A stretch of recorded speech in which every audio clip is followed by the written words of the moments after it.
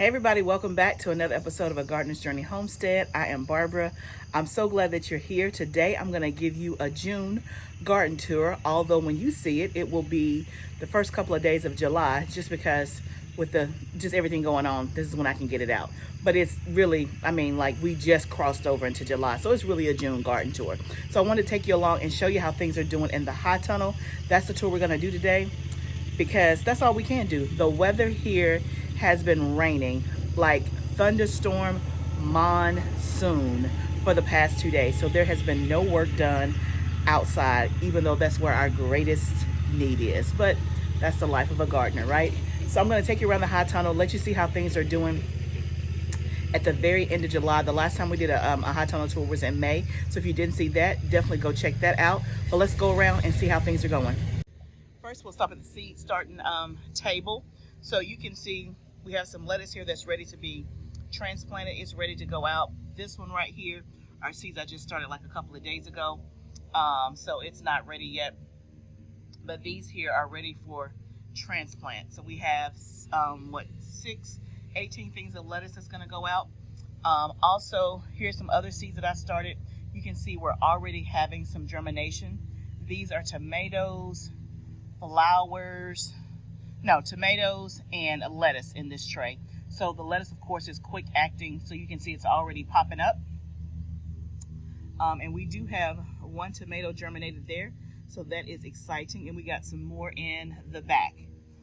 Then here, this is the tray that we did after the fact. So only thing that's germinated so far are some zucchini. This is our second succession of zucchini. And then we have some zinnias that have come up. Everything else is waiting. And these are waiting to be put out, but because of the weather, haven't had a chance to put them out yet. But that's how that's going. So let's take you around. This is our mint. It is doing well, as you can see. And then here in this first bed, this marigold here, this is the white Kilimanjaro. I moved it from one place to the next. So it is thriving in its little new home just because I have more space in this bed.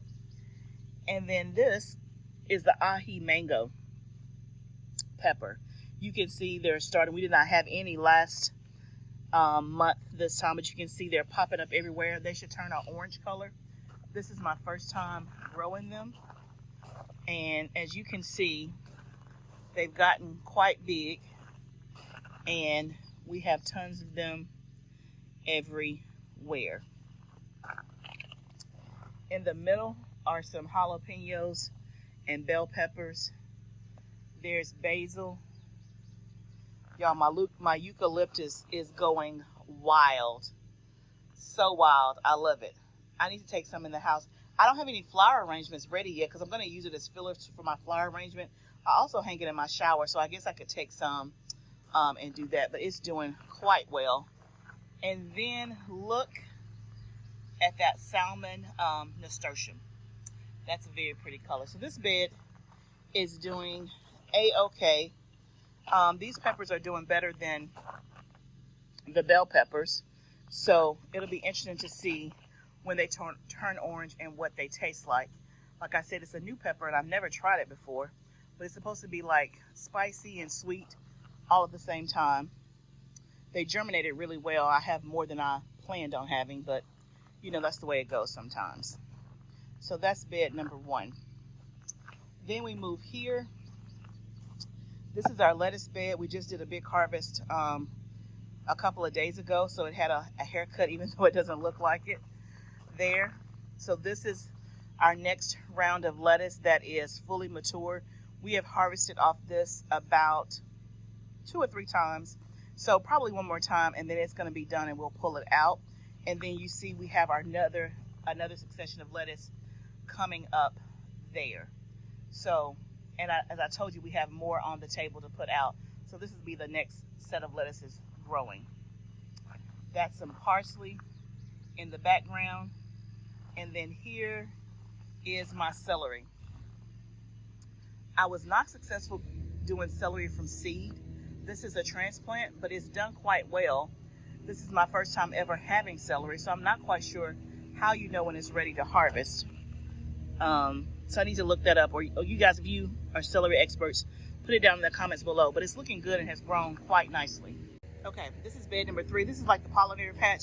So this whole bed is full of flowers. In the top, in the middle that's really, really tall is the celosia. So definitely what I will do the next time is put my celosias on this back part because it's the tallest, and put my zinnias in the middle. So it doesn't aesthetically look the way that I want it, but it's going to serve the job, which is I have flowers. They're pretty. And it gives me joy when I come in here. But in terms of like the way it looks aesthetically is not quite what I wanted, but that's okay. So let me just kind of walk you around. This is should be a Rebecca. It's taken a while to kind of get into formation. These are China asters. You can see that there's the first one starting to bloom. This is celosia. It's a great flower for an arrangement, so I'll use it for that. This is more aster. There is some Dusty Miller that I grew from seed. And then this one, I'm not sure. I gotta go back and look. I'm not sure what this one is called, but it's pretty. And then my zinnias. Y'all, my zinnias, all of these colors that you see literally must have happened in the last 48 hours because they were not out here like this when I was out here literally 48 hours ago. They were not, but so pretty. And they have had a lot of damage from the Japanese beetles. You can see some of the damage there, but I don't stress too much when it comes to the flowers because the flowers, they serve a purpose. One, to bring me joy, but also pollinators and the thing. And you know, zinnias are pretty easy. I can always do more, but you can see the Japanese beetles kind of took a whip into that one. But y'all, look at that. Is that not gorgeous? Oh my goodness, it's so pretty. And you know what? It's almost ready. I did the little wiggle test. If you don't know what the wiggle test is, when you're getting ready to cut flowers to bring into your house, you just grab the stem here and you do the wiggle test. If it's flopping over, then it's not ready. And if it stays sturdy, then it's ready. So that one is pretty much ready, but I don't have another thing to put with it right now. So that is really, really, really pretty. So yeah, we'll do maybe the zinnias on the inside, the celosias on the outside. So it looks like just a hodgepodge, but that's okay. That is okay. Then here we have the circular bed. The Japanese beetles have really taken a whipping on my marigolds as well. But you know what? They still keep producing. You can see that there. I need to deadhead those. They still keep popping up all over the place, even though the Japanese beetles have just, man, gotten them good. Here is my basil. This is one that has not gone to seed, so I need to go ahead and pick it so I can have some to preserve. You see this one is already flowering. That one's already flowering. But that's okay. I'm going to start more basil. And then in the middle is my rosemary, which is doing well. Here is lavender. There. Okay, so now we're on the other side. And you can see this bed is empty. This is the bed where I had lettuce before, and we just pulled all that lettuce because it was in here. Probably I haven't been keeping up with my dates very much, but anyway, we had harvested off it, I don't know, 4 or 5 times, and it was starting to taste a little bit bitter because of the heat. But you know, it had not bolted, like it had not grown the seed and gotten the stalk to say that it was bolting. So that, I think, is a plus. So for those that are new, I'm in Zone 7A. I'm in Tennessee, and I'm on a mission this summer to grow lettuce, not just all summer, but all throughout the year. And of course, you know that in the summer, the lettuce is hard to grow because it gets really, really hot and it bolts really, really fast. I have had success so far this summer, but again, we're just now entering into July, so this is going to be the real test, July and August, that if my lettuce makes it and goes all the way through, then I think we might have a winner. So I'm doing certain heat tolerant seeds. All of them are from Johnny's. And I also and reading this book. I don't know the name of it. Anyway, it's Ray Tyler's Lettuce Masterclass. He has a masterclass that you can do like webinar style, like, watch on video, but then he also has a book. And I took his workshop, on-farm workshop, and then a book was part of the package. So I'm using his method. He is the master at growing lettuce 24/7, 365 days a year. So we are trying it out. So far, it's working good. And most market gardeners, now I didn't know this, but most market gardeners, when they do lettuce, they cut it one time to sell to market, and they pull up that plant and they plant more. They don't keep doing the cut and come again, getting lettuce over and over and over. Not if you are really selling to the market, because the first cut is the freshest cut and is the best tasting cut. As the heat continues to come, it will get a little bit bitter, and then as you keep cutting it, it loses some of its flavor. Now, for you just using it around the house, then no big deal, because I've cut and come again. That's all I knew until I went to his farm. But I was like, oh man, so you actually just cut it one time, get rid of it, and they do successions of lettuces every single week. I'm doing a succession of lettuce like every 2 to 3 weeks to keep my lettuce production going. And I'm still cutting it, 2 or 3 times. And like I said, the one that I just pulled out of this tunnel behind me, I just pulled it out, but we had harvested off that, and it's been in here for at least 2 months at least. And it just had, it's just starting to get a little bit bitter, but it had not bolted. It still looked great. So I think I may be on to something. Don't count it yet, but we may be. So let me take you around and show you the rest of what's going on. You can see the drip lines that my husband has started to put in. So we're almost done with this bed. And then in the corner is just a nasturtium that has gone really, really, really wild. It's the salmon one as well. I'll keep that there. And what's going to go here is just another round of lettuce, I think, is what I think I'm going to do here. But eventually I'm going to, instead of using 2 beds for lettuce, I'm going to use 1, because I think 1 bed right now is enough for what we need. And I haven't sold as much as of yet, so we'll see what happens. But I think I'm going to go ahead and put lettuce in this one, is what I'm thinking. But I haven't completely decided. But right now we have an empty bed. This is the tomato in the grow bag that we did together. So far, so good. All of the herbs are looking good. Y'all, if you remember, if you were with me here last year, this is a plant. It's a pepper plant, and I'm encouraged because I have 1 little pepper right there. I'm encouraged because I overwintered this plant in my house. It was looking rough. But I have green. I fertilized it, so I think it may come back.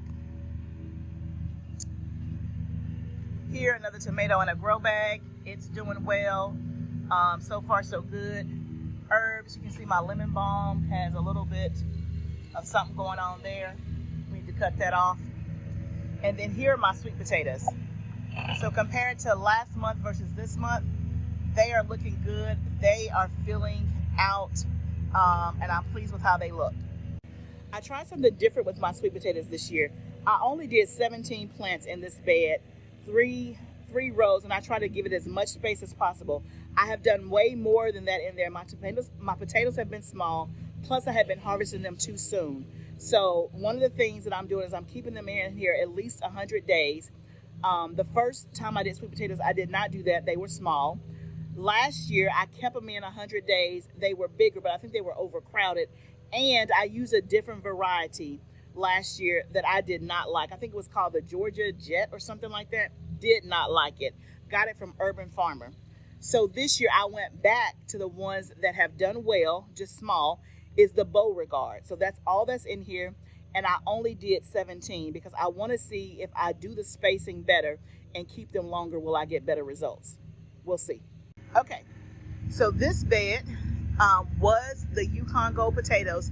You guys did not see me harvest that on YouTube. I did that off camera.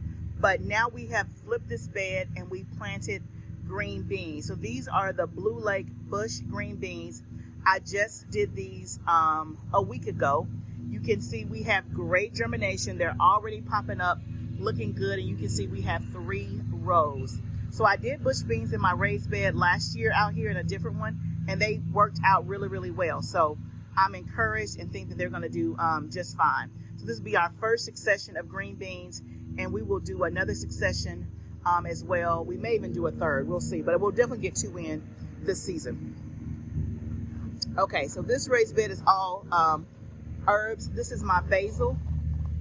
This is my lavender that I grew from seed for the very first time. Look how pretty that is. It's my sage is doing well. Another eucalyptus. And then that's lemon basil that has gone to seed. Okay. So now let's walk down the rows. And of course, I'm going to say the tomatoes to last so you guys can see what's going on with the tomatoes. Okay. And y'all, I am actually showing you this together. Sometimes when I'm doing the video, I come out here and I look beforehand and see what's going on. But today, because it's short on time and it's been like thundering, I'm getting out here while I can and I'm just kind of maximizing the time. So I am seeing it for the first time with you. These cucumbers are doing very, very, very well. These are the Katrina cucumbers. They are very prolific.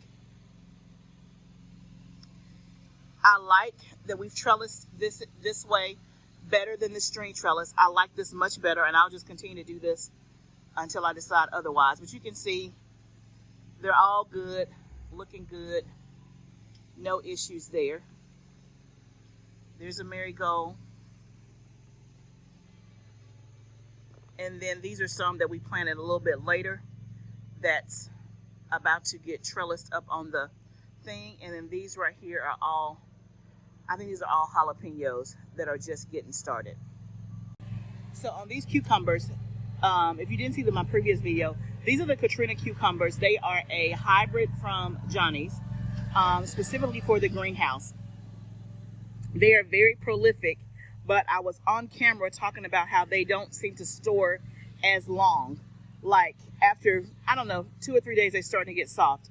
I've noticed, and I don't know why, but they're lasting maybe an extra day or so. So still not lasting a week, but maybe 4 days. So I like the fact that they're prolific. Like last week, I probably harvested at least 50 cucumbers, at least. I did 21 day. My husband did 11 like the day after that. And then I did like 15. What is that already? 35, 46.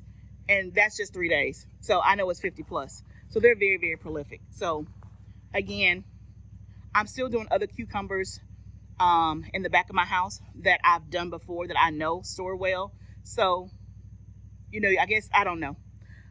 I'm supplementing with what I know works. Even though these are prolific, you either just got to eat them, sell them, or make some pickles, which I've yet to do. But so I just need to get in a rotation and make me some pickles, make me some relish so that I'm using them up pretty quickly. Otherwise, they don't store as well. And I don't know why, but I don't like it. But I do like the fact that they're prolific. These 2 rows are all peppers.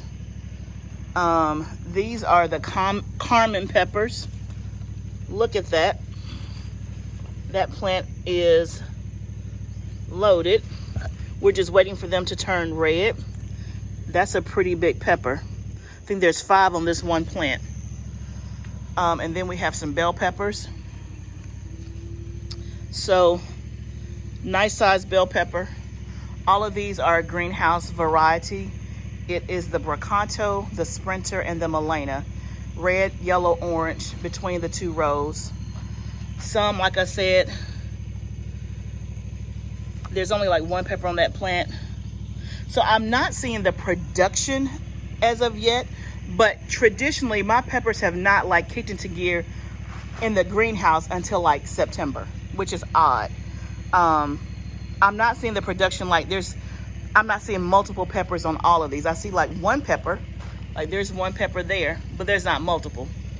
But it's the very first one, so we're gonna hope and pray that multiple will happen. Like this one has 3 on there. Let's see here. Has 3. So, yeah. My little sunflower, I see, has fallen down. We had a lot of wind. Hey, buddy. Let's get you back in there. I'm gonna have to stake him, but yeah, the wind was pretty bad in here. And you can see here, these peppers, they look good. There's 3 nestled right there, but no blushing yet. And then these are the habaneros forming. So we definitely have some progress for sure. Okay, the moment we've all been waiting for. So let me show you the progress on the tomatoes. So y'all look, I still have tomatoes. That's 4 right there. There's another 4. They haven't started to blush. Let me show you what the leaves are looking like. Like, better, not great, but they're still hanging on. And like here, it looks like a whole bunch of new growth, right? And if I back out, you can see that back row, you can see how tall some of those tomatoes are. Like I said, I have fruit. It has not blushed yet, but the fruit is definitely there. Like you can see here, like the white stuff that you see there is just fertilizer from my backpack sprayer. I did not have it mixed in good one time, and so it was not coming out, and so it kind of just landed on there. So that's not any type of like disease like the part that you see there. That's just like from the fertilizer there. But let's look at the back of the leaves. Okay, I don't see anything. Let's see here. So it's definitely better. They are yet hanging on. You guys tell me what you think based on what they were looking like and what I was telling you with all of my aphid. I pretty much think I had an aphid infestation. So I got some tomatoes growing there. This is the Sakura. It has done really, really, really, really well. I see I got some blushing down there. So it's done really well. Okay, I got several in there. Okay, something's eating. I see that something came in here and ate those. I try to get it once they start blushing because that's when the pests like them, when they get all right. But you can see here, they have been doing quite well, the Sakura. So you can see how that one's reaching up.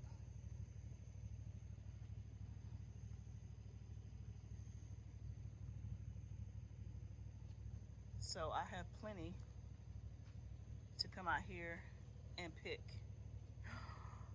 Oh, I have one tomato this is the Lemon Boy Plus. Wow, it started blushing. That was not like that. We're gonna go ahead and take that one off. Look at that. I don't know what that is. I think that's just some dirt. It started blushing. That's the Lemon Boy Plus. So we're gonna take that off and let that finish ripening in the house. So that's encouraging because I hadn't had any blush as of yet. That's good. So yeah, y'all, you can see there's tomatoes in, but you can also see some of the damage I was talking about as well. But when I tell you it looks better than it did, it really does look better. But you can see here how some of the leaves are curled just a little bit, but they also need water as well. So they're about to get some water. And whoa, I see I have some tomatoes on the ground. I'm gonna get my husband to help me stand this up. Look at my sunflower. Y'all, when I tell you it's been raining and the winds have been high, so we gotta stand that sunflower up. We gotta stand that tomato up. Wow. But I'm not gonna complain at all. So let's go on the other side of the other tomato row. That's that Matt's Wild Cherry. I can assure you I'm not growing those anymore. They're too tiny to do anything with. Somebody said they're supposed to be like a snack. Yeah, I won't be growing those. That's to me is wasting my gardening space. So as soon as I have some other tomatoes to put out, I will be pulling these out for the other tomatoes that I just started. Just because, I mean, Yeah, they're good for snacking and all, but that's not what I need. I need some bigger tomatoes. You can see some of the damage there.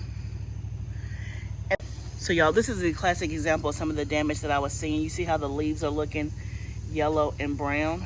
If I go up, you can see the same tomato tree. There's still some tomatoes on there, and it goes all the way up to the top. Like, I can't even reach it anymore. And that's all a lot of new growth. So I'll cut this part off on the bottom because y'all, it's still alive. I'm grateful. We have another tomato down. My. So we'll have to tie that back up. And then we have some tomatoes here as well. So more tomatoes here. These are the Rebelski tomatoes. These again are some more large red cherry or Sakura. I can't remember which one. So definitely tomatoes. Definitely better, but not 100% beautiful. I guess that's the synopsis. Okay, y'all, so overall, I'm grateful that my tomatoes, I still have tomatoes, green on the vine. I'm grateful that I do see some new growth, and they do look better overall than what they were looking. Like some of that brown and yellow foliage that I showed you, that was on all of my tomatoes, and it was, some of it was not even yellow, it was just brown, like dead looking. Obviously, I clipped off a lot of the dead leaves. They have been treated probably 3 times with different products. So I've used, let me show you what I've used.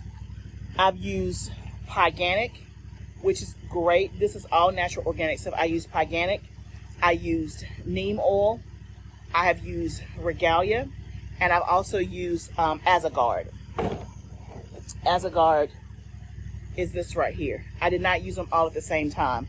So I called one of my gardening friends, and he actually gave me a regimen to follow. So again, you don't want your plants to get so used to something. But we did a couple of things to kind of just knock the infestation down, and it definitely has worked because I'm not seeing the aphids, the spider mites, and all of that. I don't know that I'm completely out of the woods just yet, so I will continue to treat them, and I'll give more detail about what I did and how I did in the regimen if you're interested. But those are the 3 products that I've used so far over the last couple of weeks, and it definitely has helped. Definitely has helped. So thank you guys for your prayers and for your thoughts and all that. So we're gonna see how it continues to go. But I have a yellow tomato that's blushed, and again, it could be a lot worse. So that is the tour for June for the high tunnel. So when we do the July tour at the end of the month, I'm expecting peppers, good reports, and all of that. So thank you guys for joining me on this journey today. I hope that your gardens are thriving and that you're surviving. If you're not, be encouraged, right? Be encouraged. Keep trying. Keep asking questions. Whatever you do, don't give up. We must grow food, y'all. We must grow food. Remember, this is a journey. And what we're going to do, we're going to grow together. I'll see you next time, friend.